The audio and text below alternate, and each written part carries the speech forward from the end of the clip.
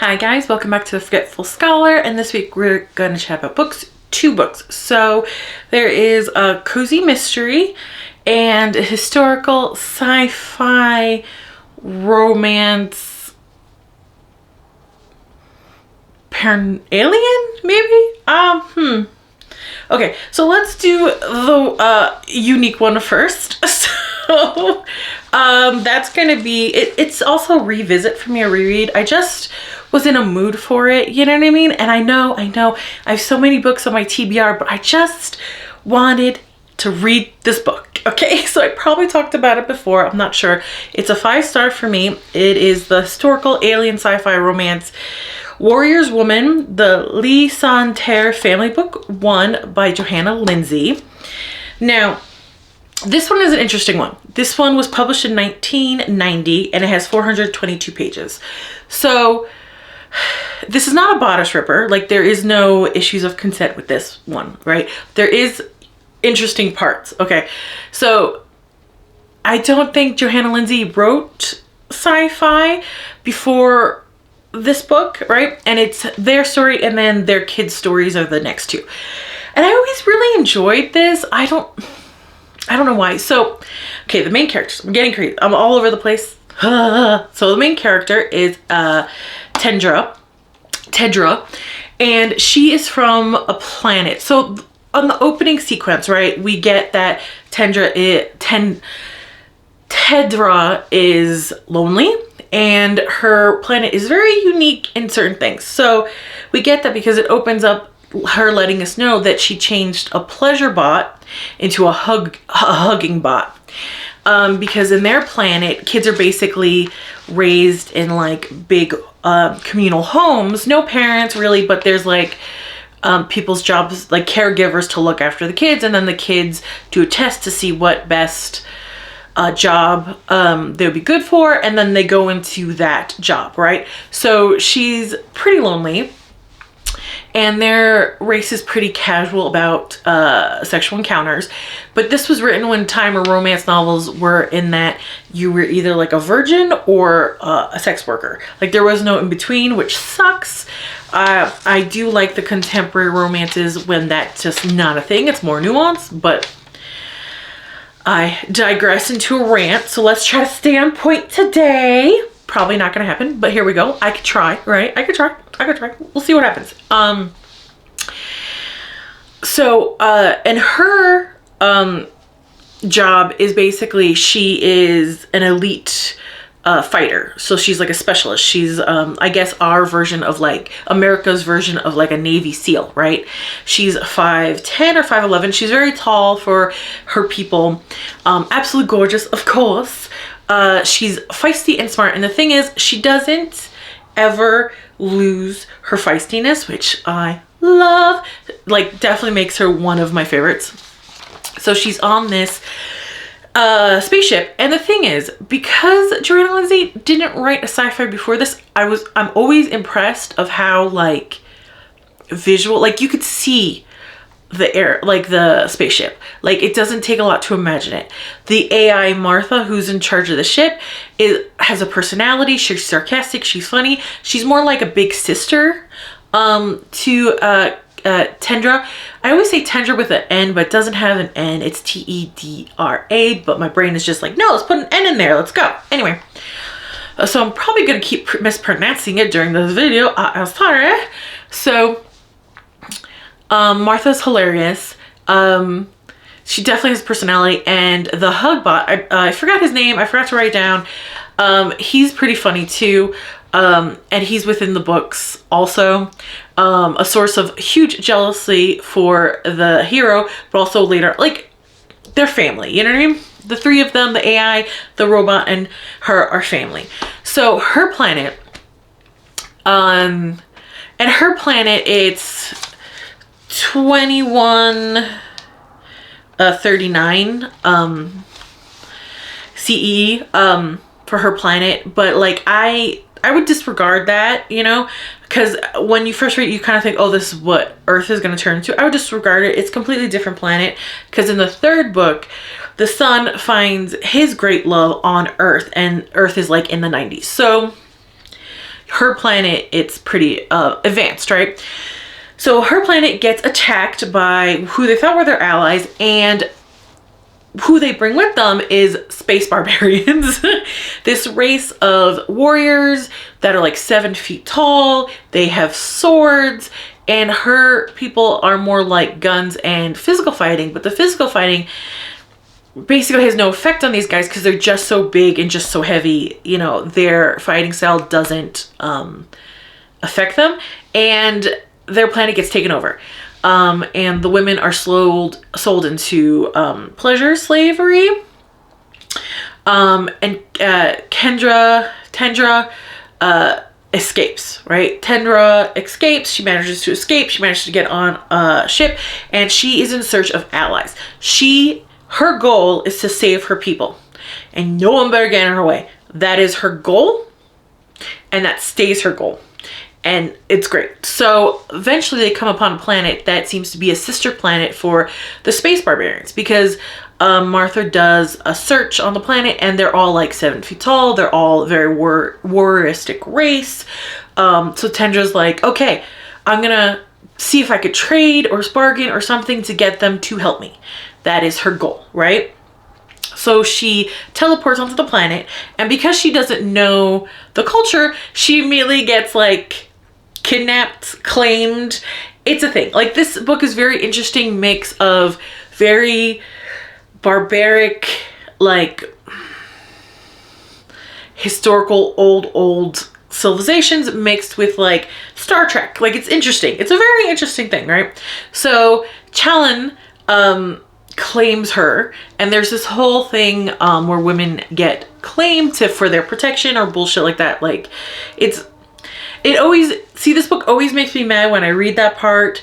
But what I love most about this, why it's a 5 stars, because as the book goes on, Challen doesn't see Tendra as anything less than his equal, you know? So it's kind of wonderful to see this very, like, this man raised in a very patriarchal society, very men-centric world, and where the women are only good to be protected and stuff like that. Like, they don't really, and then he falls in love with this warrior woman, very much a fighter in her own right, and she never loses that. Huge personality, never loses that. And like, they become equals, and I freaking love that. And in the later books, you could still see they're still very much in love because they've been married for a long time, and they're still very much equals, and it's lovely, you know? So that's probably why, like, I love this so much, because we see this like misogynistic guy from this culture that is very misogynistic just realize, hey, that's not right.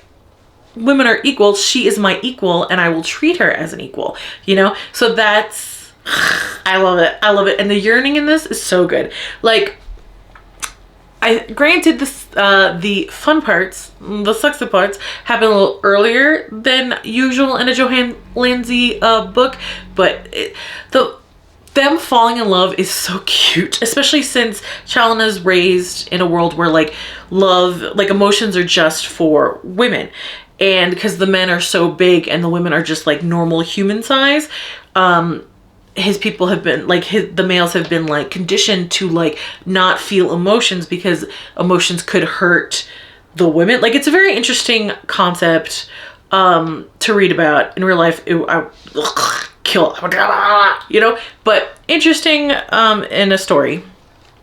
And also the world building, I think Johanna Lindsey did a really good job, because because Challen is like sort of the chieftain of his city, and there's a bunch of different cities, a bunch of different continents on this planet, right, that have different cultures that you explore later in the books, which is fun, especially the daughter's love story. But it's paints a unique picture because the architecture seems to be like a mix of Middle Eastern, European, medieval, and then like antiquity Rome mixed all together, and it paints a beautiful picture because it's like these features are based in our own history. It's really easy to picture this town, and like, I'm like, damn, you know, she did a really good job like doing this, you know, since she only wrote like historical romances before this. This is quite a departure, and this is a lot of fun, right? So, and the thing is, like, the reader's very aware of what's happening on Tendra's home planet, and Tendra is very aware of what's happening on her home planet.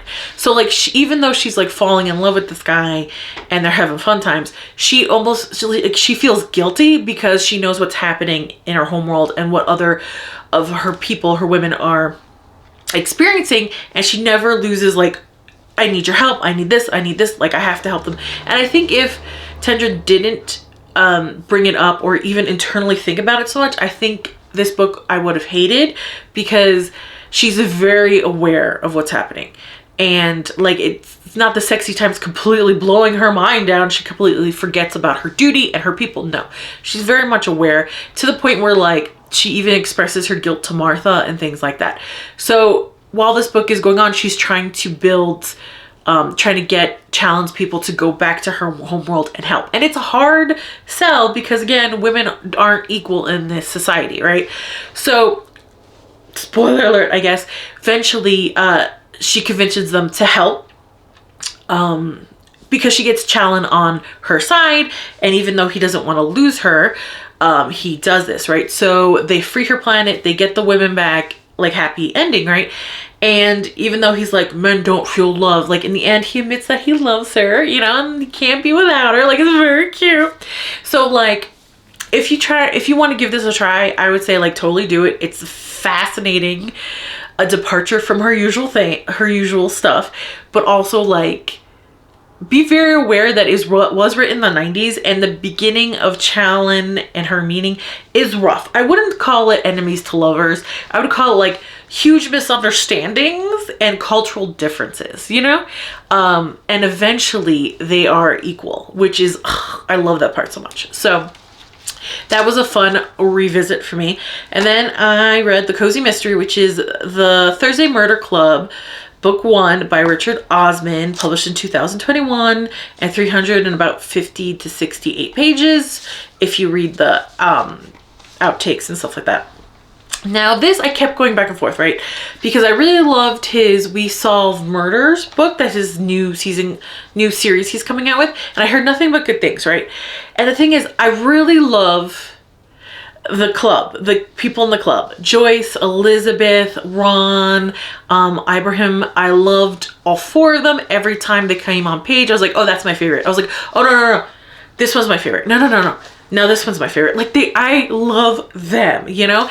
And at the back of the book, you know, the author talks about how one of the main reasons he wanted to do this book series is to show that just because people are of a certain age, like retirement age, doesn't mean their minds, like, doesn't mean they don't have any use, right? Which, yeah, because, like, you get to a retirement age, right? You're still you. And hopefully you still have your mental faculties, but you still lived life. You still have all these experiences, you know? So that was a lot of fun. Like, Elizabeth is like ex-Secret Service. Ron used to be like a union trade leader, so he's like protesting. He loves to like get in people's faces, and he's like, never believe the man, they're always lying to you. And I'm like, Ron, I love you, you know? And Elizabeth with her secrets, and someone always owes her something, you know? And then Ibrahim was a psychologist, and like, he's so good at reading people and understanding where they're coming from. And then Joyce, sweet baby Joyce, she's an ex-nurse, so already I like her because nurses deserve all the credit, let me tell you. Anyway, and like, she is so sweet and so excited about everything. She's like, oh, are we gonna be arrested? That'd be fun. Oh, we're not gonna be arrested? Oh, well, maybe next time. Like, she's so cute. And when the others like think of her, because she kind of thinks like she doesn't really belong here, you know, she's not quite like, you know, one of them, but in their point of view, they all like adore her, you know what I mean? She's so cute. And you have a lot of her diary entries, so that kind of pulls the story along quite a bit. And because I read we're in the We Solve Murders, I understand red herrings. This author loves red herrings, and not just one, but like 2 or 3 red herrings, like all the red herrings. Like, okay. There's about 3 murders that have to be solved, and they aren't connected the way you think they're going to be connected through the book. Usually for cozy mysteries, I'm like, okay, Is there confrontation on the page? Which I need confrontation on the page, thank you very much. And yes, there was. Does the clues lead back to like through, like if you know who did it and then you reread the book, would you be able to see the clues? And for this, I would say not really. Like there is a little bit in the beginning, like legitimately in the beginning. You almost think it's a throwaway line, so I guess so, but that doesn't really jive with like the other murder. So, and the other murder, there was really not that many clues except maybe 1 or 2 scenes where the person who did it was being questioned. So there's that. So I would say like not really, you know, but did I have fun reading it? 100%. You know, do I love the 4 of them so much. And the ending was so bittersweet and like sad, yet like, okay, this chapter can be closed, but it's such a sad ending. And dealing with like, I guess there should be a trigger warning because there is a bit of people endgaming themselves, whether it's because for different reasons. So there is that, and it's just like sad, you know. And one of them, I was like, oh, that didn't have to happen, that's so upsetting. So I don't know, you know, I falter between 3 and 4 because 3, I don't think the clues line up as much as you would have hoped for how many red herrings are thrown around and how clever all 4 of them are. Because at the end, like all 4 of them know who did one of the murders, right? And even without conferring with each other, right? So they're all so clever. So that's a little, you know. And then the other murder, 1 clue in the front and then more like what isn't there, which, okay, you know, a little, okay, I could give a little grace to that, just because I had fun reading it.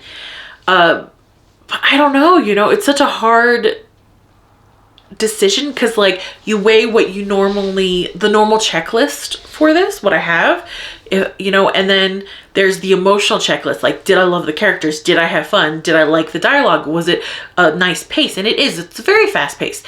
And because the chapters are really short, I fell into the like, oh, you know, I'll cook dinner when this chapter is done. Oh, there's just 2 more pages. This chapter is 2 pages. I can finish this chapter and then I'll cook dinner. Oh, wait.